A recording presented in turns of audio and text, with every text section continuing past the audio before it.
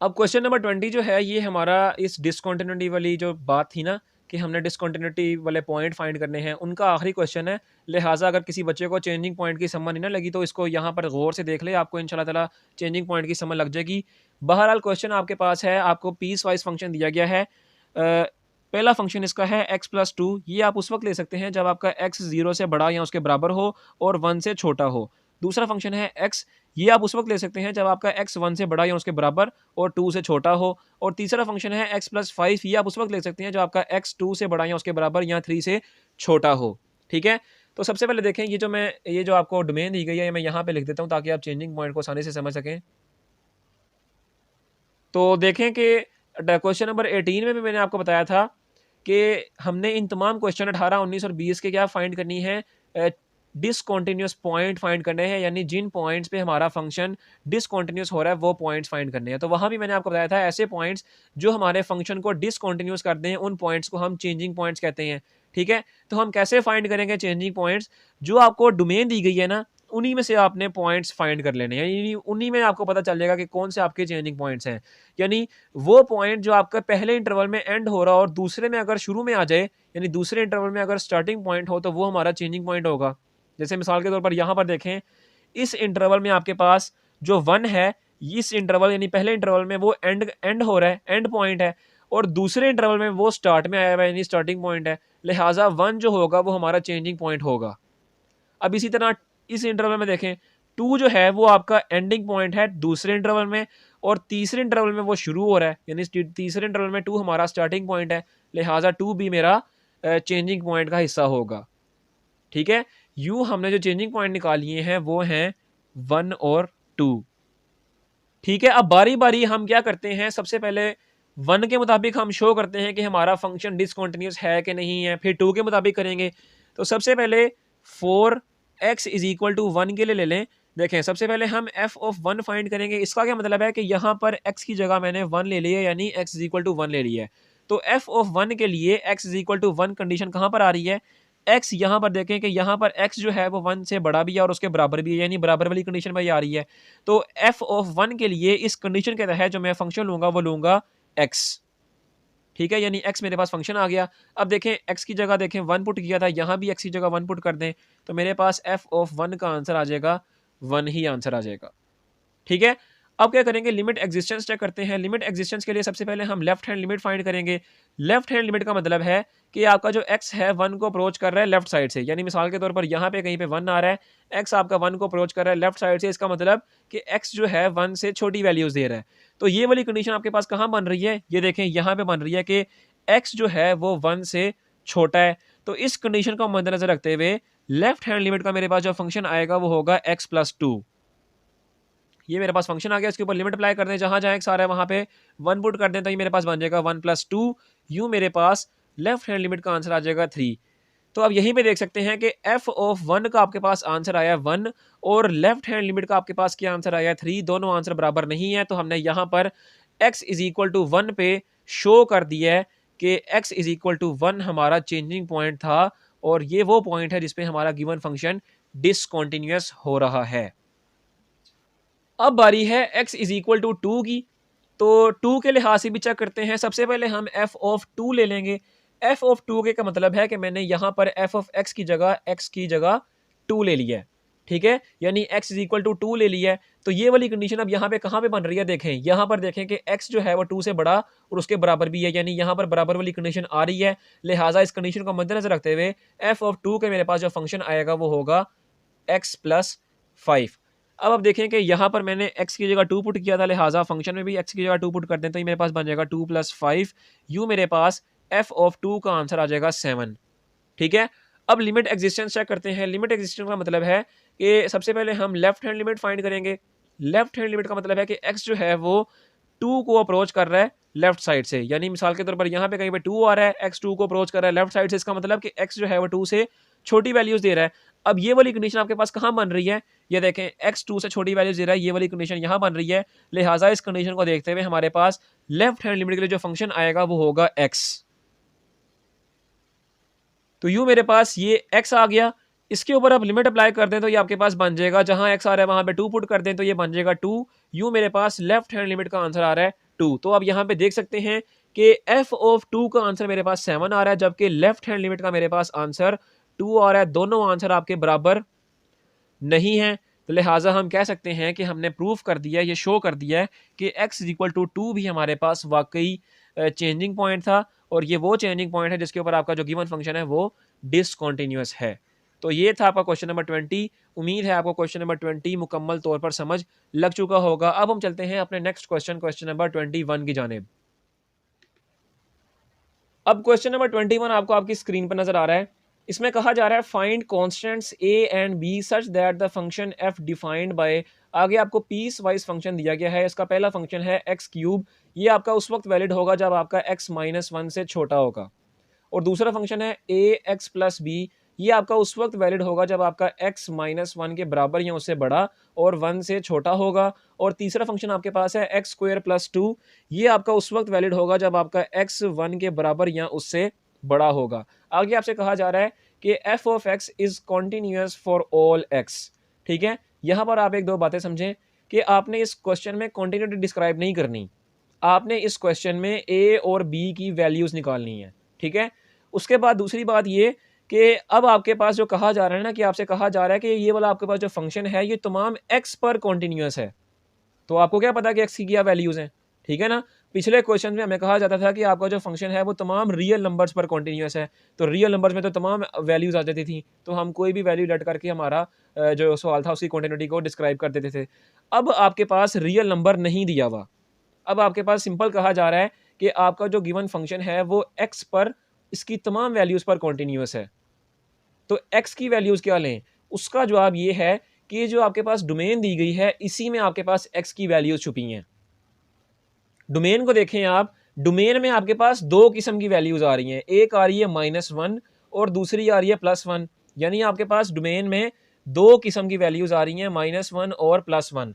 अब हम देखेंगे कि क्या ये दोनों वैल्यूज़ हमारे पास एक्स के बराबर हैं कि नहीं हैं। यानी हमने वो वैल्यू ले लेनी है जो एक्स के बराबर होगी।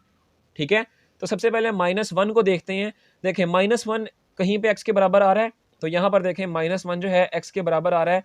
लिहाजा इस कंडीशन को मद्देनज़र रखते हुए हम -1 को बतौर एक्स का पॉइंट ले लेंगे। ठीक है, यानी मैं आपको दोबारा बता देता हूँ, हमने वो पॉइंट्स लेने हैं एक्स के जो इस डोमेन में एक्स के बराबर आ रहे होंगे। आपके पास इस डोमेन में दो किस्म के नंबर हैं, एक है -1 और दूसरा है +1। ठीक है, तो इन दोनों नंबरों को चेक करेंगे कि क्या ये दोनों नंबर्स हमारे पास एक्स के बराबर हैं कि नहीं हैं। तो देखिए -1 जो था आपका वो यहाँ पर इस कंडीशन के तहत एक्स के बराबर है, लिहाजा बराबर आने की वजह से हमने -1 को बतौर एक्स का नंबर ले लिया, यानी x इज इक्वल टू -1 ले लिया। अब हम 1 को भी देखेंगे, क्या 1 हमारे पास x के बराबर आ रहा है यहीं इस मुकम्मल डोमेन में। तो देखें यहाँ पर ये जो तीसरी डोमेन है ना इस फंक्शन की, इस डोमेन में आपके पास x जो है वो 1 के बराबर और उससे बड़ा यानी बराबर फिलहाल आ रहा है। लिहाजा बराबर आने की सूरत में ये वाला 1 जो है हमारे पास ये भी x के ही बराबर यानी x का पॉइंट ही कंसीडर किया जाएगा। उम्मीद है आपको ये वाले पॉइंट की समझ लगी होगी। तो इस पॉइंट के मद्देनज़र रखते हुए आपके पास x की दो वैल्यूज़ आ रही हैं, एक आ रही है -1 और दूसरी आ रही है +1। ठीक है, तो बहरहाल हम इस फंक्शन की कॉन्टिन्यूटी डिस्क्राइब करके हमने असल में a और b की वैल्यूज़ निकालनी है। तो इस फंक्शन की सबसे पहले x इज इक्वल टू -1 पे कॉन्टिन्यूटी डिस्क्राइब करेंगे और उसके बाद x इज इक्वल टू +1 पे कॉन्टिन्यूटी डिस्क्राइब करके a और b की वैल्यूज़ फाइंड करेंगे। तो सबसे पहले मैंने क्या ले लिया, सबसे पहले मैंने x इज इक्वल टू -1 के मुताबिक ले लिया कि हम सबसे पहले x इज इक्वल टू -1 के मुताबिक इस फंक्शन की कॉन्टिन्यूटी डिस्क्राइब करेंगे।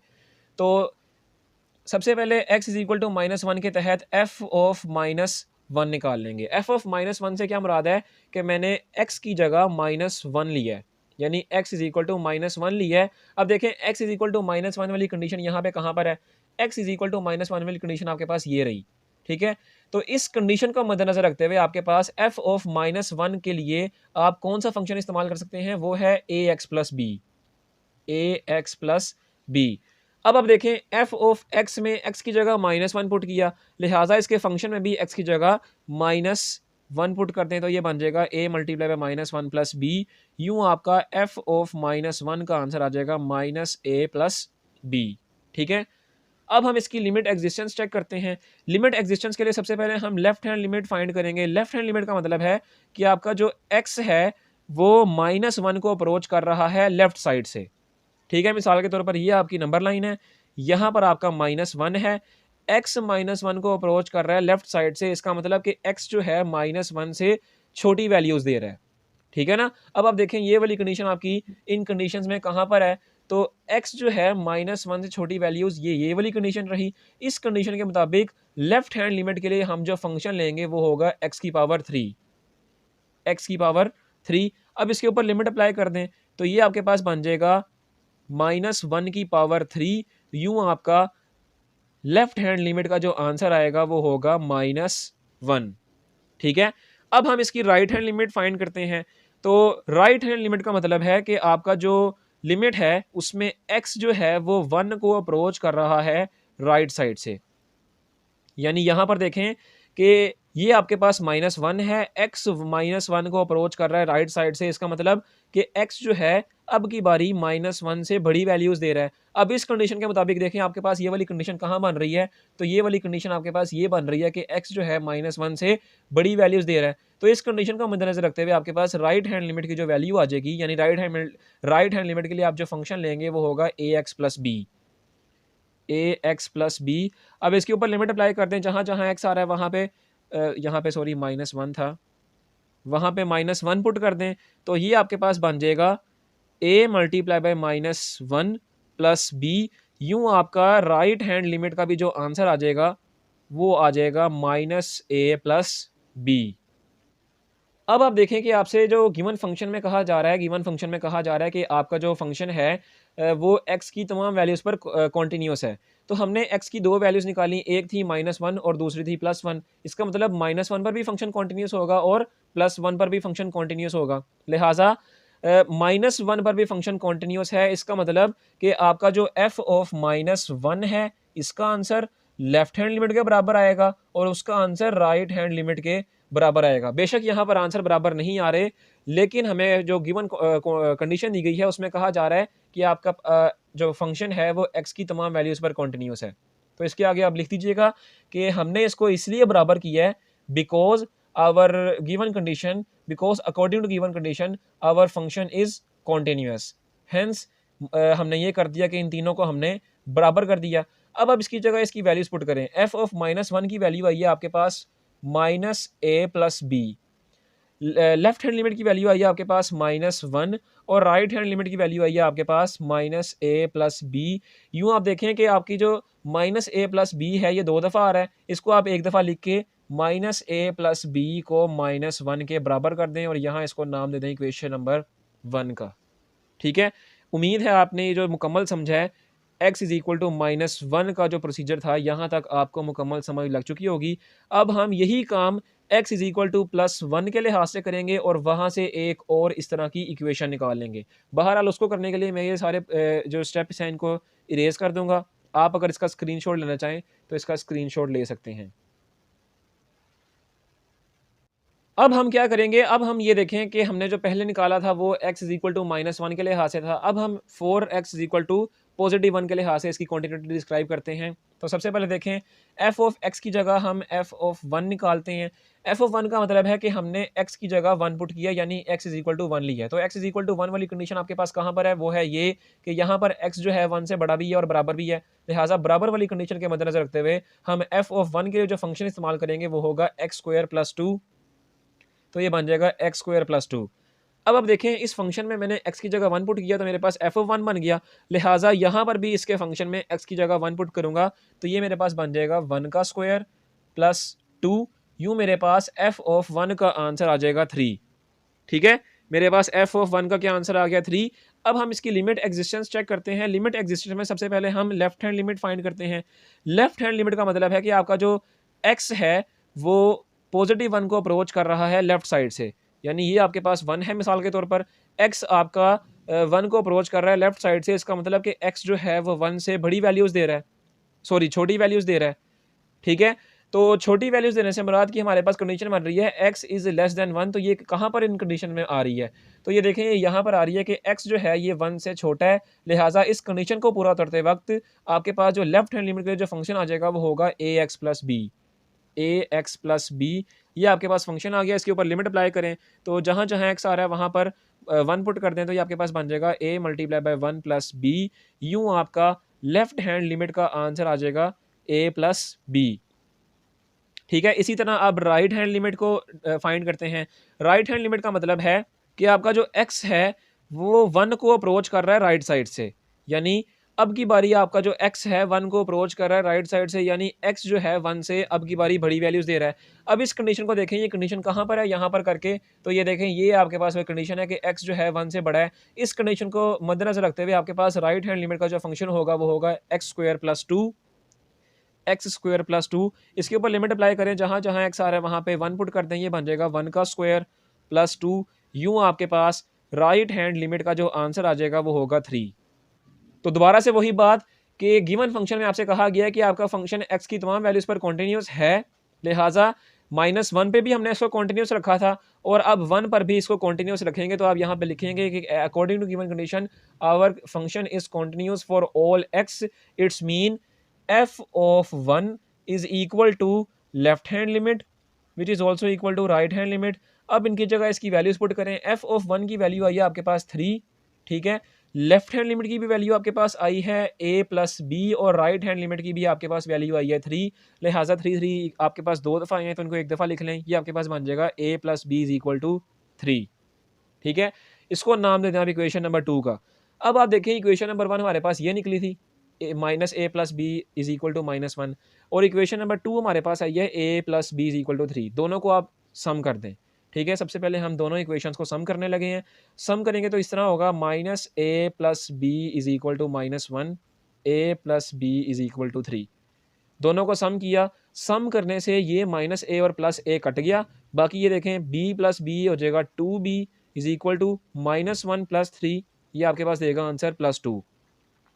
अब यहाँ से b की वैल्यू निकालें, ये 2 b के साथ मल्टीप्लाई हो रहा है, राइट साइड पे जाके ये डिवाइड हो जाएगा, तो ये बन जाएगा b is equal to 2 divided by 2। यूँ आपका b का आंसर आ जाएगा 1, ठीक है। अब देखें आपके पास b का आंसर आ गया 1, इसको आप इक्वेशन नंबर 2 में पुट कर दें, ठीक है। तो ये आपके पास बन जाएगा putting the value of b in equation number 2, तो ये आपके पास बन जाएगा a प्लस बी की जगह 1 पुट कर दिया इज इक्वल टू 3। ये 1 यहाँ पे प्लस हो रहा है, उस तरफ जाके राइट साइड पे 3 के साथ माइनस हो जाएगा, तो ये आपका बन जाएगा a is equal to 3 minus 1। यूँ आपका a का आंसर आ जाएगा 2। तो देखें ये था आपका a का आंसर 2 और b का आंसर आपके पास आ गया 1। तो यहाँ पे आपका क्वेश्चन नंबर 21 ख़त्म होता है, जो इंतहाई अहम तरीन क्वेश्चन था लॉन्ग क्वेश्चन के लिहाज से, जो मैंने आपको मुकम्मल डिटेल से समझा दिया है। उम्मीद है आपको क्वेश्चन नंबर 21 की मुकम्मल समझ लग चुकी होगी। अब हम चलते हैं अपने नेक्स्ट क्वेश्चन, क्वेश्चन नंबर 22 की जानिब। क्वेश्चन नंबर 22 आपको आपकी स्क्रीन पर नजर आ रहा है। इसे पीछे एक लाइन लिखी हुई है, उसमें कहा जा रहा है find the interval on which the given function is continuous, also find points where it is discontinuous. और आगे कहा जा रहा है प्रॉब्लम 22 टू 26 यानी 22 से लेकर 26 तक आपने जो भी फंक्शन आपको दिया गया है उसका इंटरवल बताना है कि किस इंटरवल पे आपका फंक्शन कॉन्टिन्यूअस होगा, और बाकी पॉइंट्स बताने हैं कि कौन से पॉइंट्स पर आपका गिवन फंक्शन या गिवन क्वेश्चन डिसकॉन्टिन्यूअस होगा। तो बहरहाल आपके पास जो क्वेश्चन नंबर 22 है उसमें आपको जो फंक्शन दिया गया है वो है f of x is equal to x square minus 5 divided by x minus 1। अब यहाँ पर एक पॉइंट समझ लें कि वो नंबर्स जो आपके फंक्शन को अनडिफाइंड कर रहे हों, ठीक है ना, दोबारा देख लें कि वो नंबर्स जो आपके फंक्शन को अनडिफाइंड कर रहे हों वो आपके डिसकॉन्टिन्यूअस के पॉइंट्स होंगे, ठीक है। मिसाल के तौर पर ये फंक्शन आपके पास कब अनडिफाइंड होगा, जब यहाँ पे 1 लग जाएगा। जब यहाँ पे 1 लगेगा तो नीचे वाले टर्म 1 माइनस 1 0 हो जाएगी, तो होल फंक्शन अनडिफाइंड हो जाएगा। तो ऐसा नंबर जो आपके फंक्शन को अनडिफाइंड कर रहा हो तो वो नंबर आपका डिसकॉन्टिन्यूअस पॉइंट्स का हिस्सा होगा। लिहाजा ये जो 1 था जो आपके फंक्शन को अनडिफाइंड कर रहा है वो डिसकॉन्टिन्यूअस पॉइंट का हिस्सा होगा। बहरहाल मैंने क्वेश्चन तो समझा ही दी है। अब इसको कैसे करेंगे, देखें कि 1 जो था आपका, ये देखें ये 1 है, अगर मैं x की जगह 1 पुट कर दूं तो जहाँ-जहाँ x आ रहा है वहाँ 1 पुट करने से ये वाला फंक्शन मेरे पास अनडिफाइंड हो रहा है, क्योंकि नीचे 0 बन जाएगा। 0 से जब भी किसी भी नंबर को डिवाइड करते हैं तो वो अनडिफाइंड आंसर देता है। लिहाजा 1 ही वो नंबर है जिसके ऊपर आपका फंक्शन अनडिफाइंड हो रहा है, और कोई नंबर नहीं है जिसके ऊपर आपका फंक्शन अनडिफाइंड नहीं हो रहा। तो सिर्फ और सिर्फ 1 जो है वो आपके पास डिसकंटीन्यूअस का पॉइंट आएगा।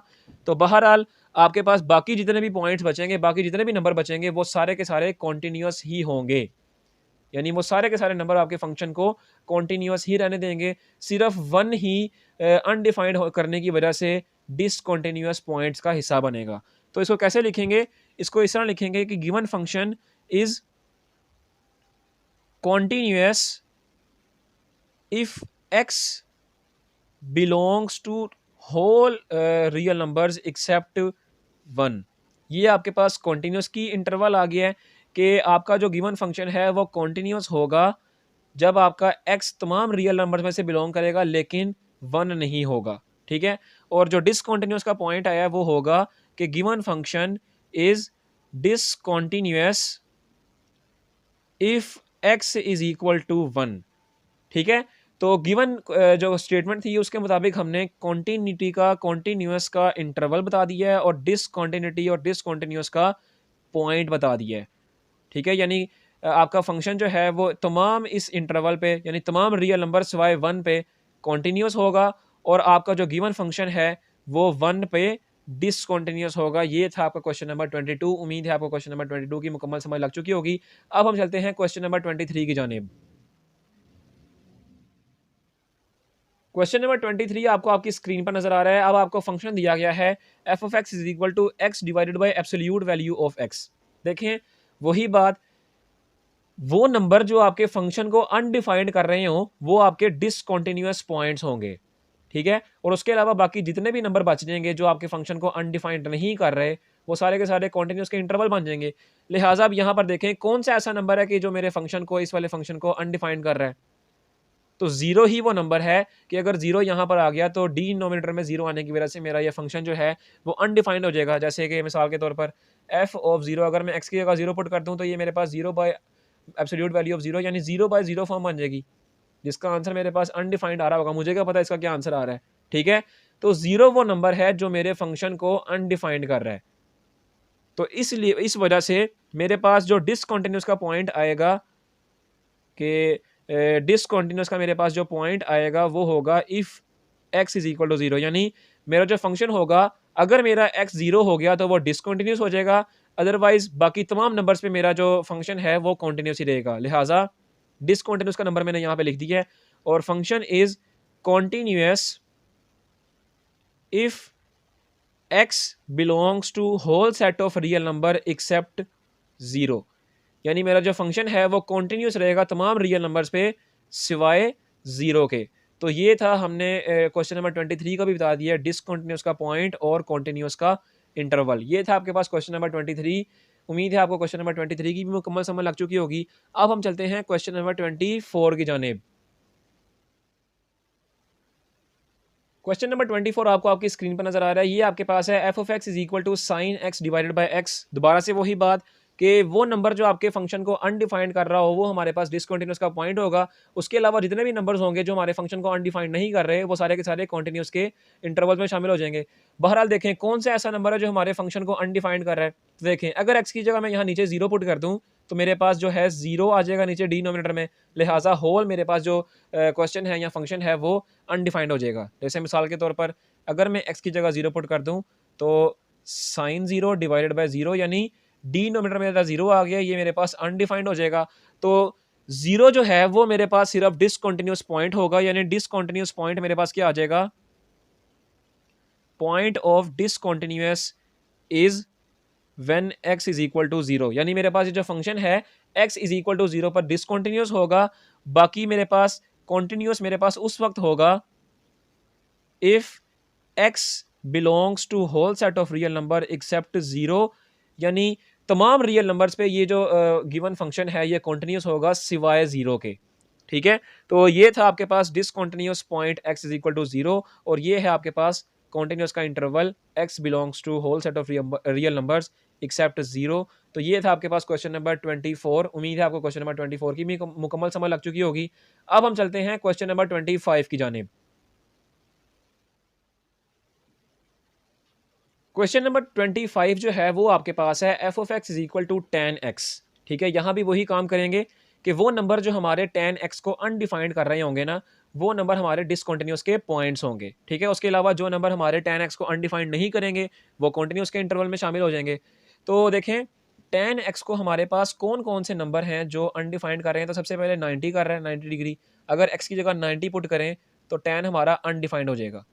इसी तरह 270 भी हमारे 10 को अनडिफाइंड कर रहा है। इसी तरह 450 भी कर रहा है। ठीक है, 450, इसको मैं ज़रा सही करके लिख दूँ, 450 डिग्री, सो ऑन। ठीक है, इसी तरह प्लस के ये सारे नंबर और -90 भी, -270 भी। ठीक है, और -450 की सीरीज़ भी हमारे जो है ये 10x को अनडिफाइंड कर रही है। तो कहने का मतलब है कि +90 हो या -90 हो, +270 हो या -270 हो, +450 हो या -450 हो, और सो ऑन इनकी सीरीज़, यानी इनकी सीरीज़ अगर सो ऑन हो तो वो हमारे इस 10x को अनडिफाइंड कर रही है। ठीक है, तो ये तो सारे आपके पास लिखे हुए हैं डिग्री में, तो हम इसको डिग्री में तो नहीं ना लिख सकते, हमें तो एक मुकम्मल रेडियन में आंसर चाहिए। तो सबसे पहले इसको रेडियन में कन्वर्ट करते हैं। 90 का जो रेडियन आपके पास बनेगा वो बनेगा π/2। इसी तरह 270 का जो रेडियन बनेगा वो होगा 3π/2, और इसी तरह 450 का जो होगा वो होगा 5π/2, और सो ऑन। तो यूँ देखें आपके पास 90 पॉजिटिव का भी था, नेगेटिव का भी था, तो ये पॉजिटिव नेगेटिव ले लेते हैं ताकि एक मुकम्मल सीरीज़ बन जाए। ठीक है, तो यानी ये वो सीरीज़ है जिसके ऊपर आपका जो 10x है वो अनडिफाइंड हो रहा है। तो हमें तो सीरीज़ में आंसर नहीं चाहिए, हमें एक मखसूस पॉइंट चाहिए। तो इसको हम मखसूस पॉइंट बनाने के लिए आप ये देखें कि ये आपके पास कौन सी सीरीज़ है। ये इंटर में आप पढ़ के आ चुके हुए हैं। ये आपके पास कौन सी सीरीज़ है, ये आपके पास ओड की सीरीज़ है। ये आपके पास 1 है, ये 3 है, ये 5 है, आगे 7 होगा, आगे 9 होगा। लिहाजा ये आपके पास ओड की सीरीज़ बन रही है। तो ओड की सीरीज़ को आप एक मुकम्मल फैक्टर की सूरत में लिखने के लिए आप पढ़ के आ चुके हुए हैं कि ओड की सीरीज़ को आप इस फैक्टर के ज़रिए लिख सकते हैं। इस फैक्टर के ज़रिए एक मजमूआ फैक्टर बना सकते हैं। ठीक है, लिहाजा इस ओड की सीरीज़ को मैं लिख देता हूँ 2n+1 मल्टीप्लाई बाय π/2। ठीक है, ये मैंने इसको इस तरह लिख दिया क्योंकि π/2 हर किसी में आ रहा है, और ओड की सीरीज़ थी 1, 3, 5, उसको मैंने 2n+1 लिख दिया है। ठीक है, तो अब आप देखें, अब आप चाहे -1 पुट करें या 1 पुट करें, आपके पास आंसर यही आते जाएंगे जो ये सीरीज़ बना रही है। ठीक है, तो कहने का मतलब ये है 10 का मेरे पास एक मखसूस ये वाला नंबर आ गया है कि जिसके ऊपर हमारा 10 हमेशा अनडिफाइंड आंसर ही देगा। ठीक है, तो यूं आप लिख सकते हैं कि हमारा जो 10 है, 10x जो है, ये हमारी उस वक्त डिसकंटिन्यूअस होगा, ये हमारा उस वक्त डिसकंटिन्यूअस होगा जब हमारा x बराबर हो 2n+1 की इस सीरीज के। ठीक है, और हमारा जो 10 है उस वक्त कॉन्टिन्यूस होगा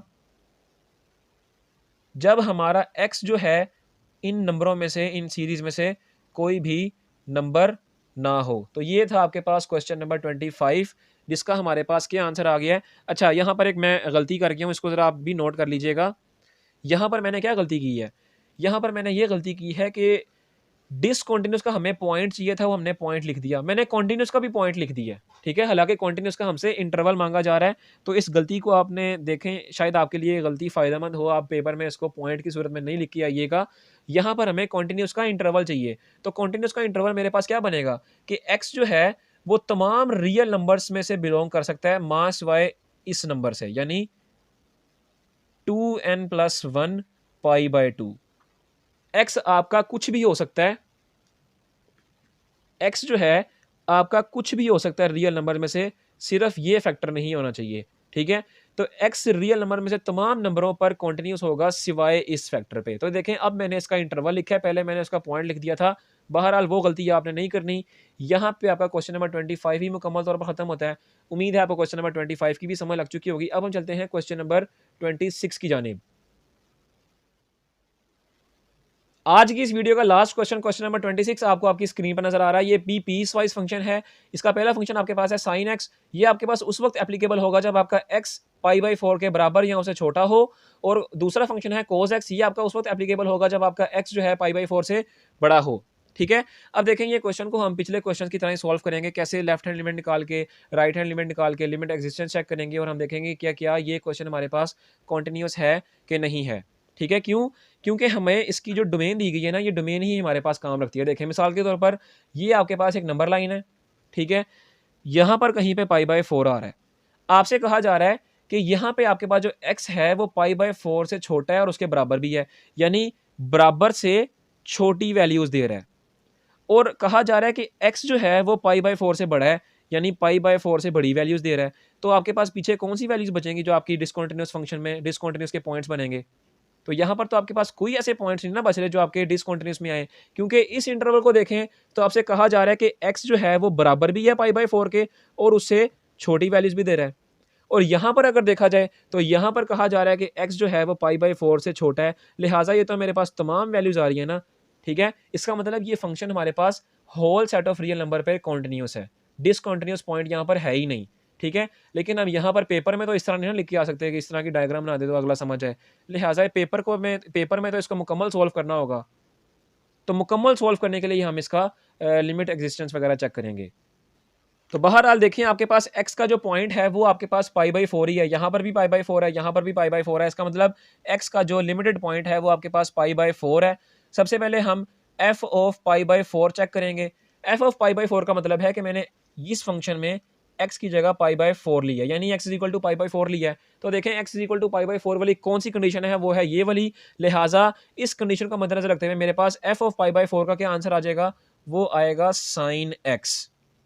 ठीक है, साइन x आंसर आ गया। अब देखें यहाँ पर x की जगह π/4 लिया था, लेकिन इसका ये मतलब है कि साइन में x की जगह भी आप π/4 ले लें तो ये बन जाएगा साइन π/4 और इसको कैलकुलेटर पे सिंपलीफाई करवाएं। अच्छा, कैलकुलेटर पे आप इसको सिंपलीफाई करवाएंगे रेडियन की सूरत में तो आपका डेसिमल में आंसर आएगा।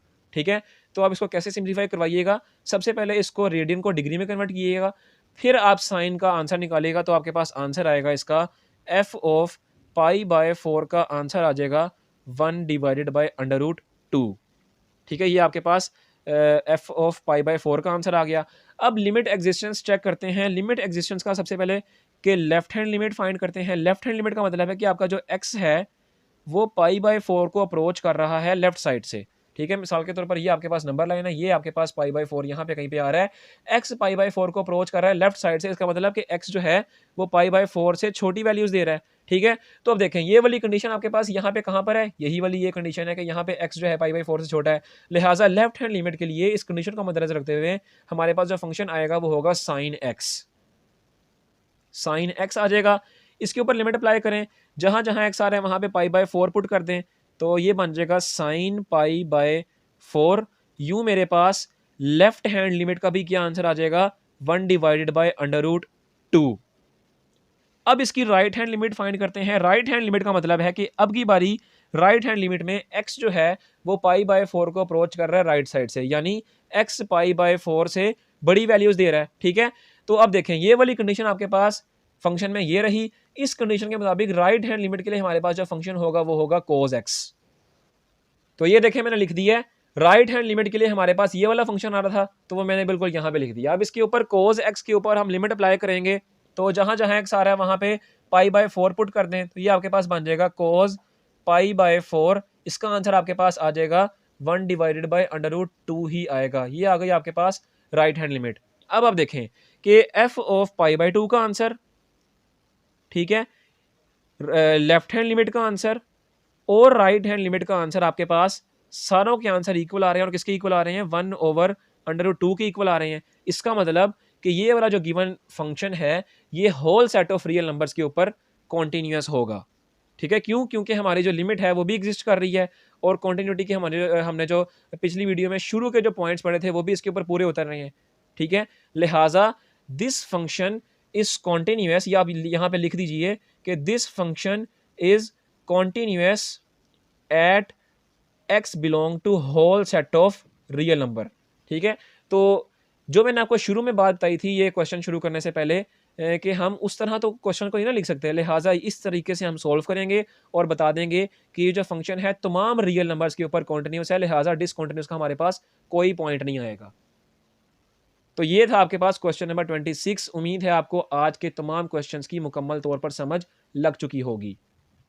तो उम्मीद है कि आपको हमारा आज का ये लेक्चर मुकम्मल तौर पर समझ आया होगा। पर फिर भी किसी बच्चे को किसी भी क्वेश्चन में किसी किस्म की किसी पॉइंट की समझ ना लगी हो, तो कमेंट्स के ज़रिए आप हमसे राब्ता कर सकते हैं, या स्क्रीन पर शो होते हुए हमारे व्हाट्सएप नंबर के ज़रिए भी आप हमसे अपने सवालात पूछ सकते हैं। हम आपको आपके सवालों के जवाबात दिया करेंगे। इसके अलावा आपसे दरख्वास्त है कि आपको इतनी मेहनत से पढ़ाया जा रहा है और आपको एक-एक क्वेश्चन एक्सप्लेनेशन के साथ हल करवाया जा रहा है। लिहाज़ा आपसे दरख्वास्त है कि इतनी मेहनत से आपको पढ़ाया जा रहा है और आप भी इतनी मेहनत से पढ़ रहे हैं। बस आपसे छोटी-सी दरख्वास्त है कि आप हमारे यूट्यूब चैनल अज़ीम एजुकेशन एचडी को सब्सक्राइब कर लें और साथ ही बेल आइकॉन को प्रेस कर लें, ताकि हमारी हर आने वाली नई वीडियो नोटिफ़िकेशन के ज़रिए आप सब तक आसानी से पहुँचती जाएँ। इसके अलावा आप इस वीडियो को लाइक करके अपने दोस्तों से भी शेयर करें। अगली वीडियो में अगले क्वेश्चन के साथ दोबारा मुलाकात होगी, तब तक के लिए इजाज़त दीजिए। अल्लाह हाफ़िज़।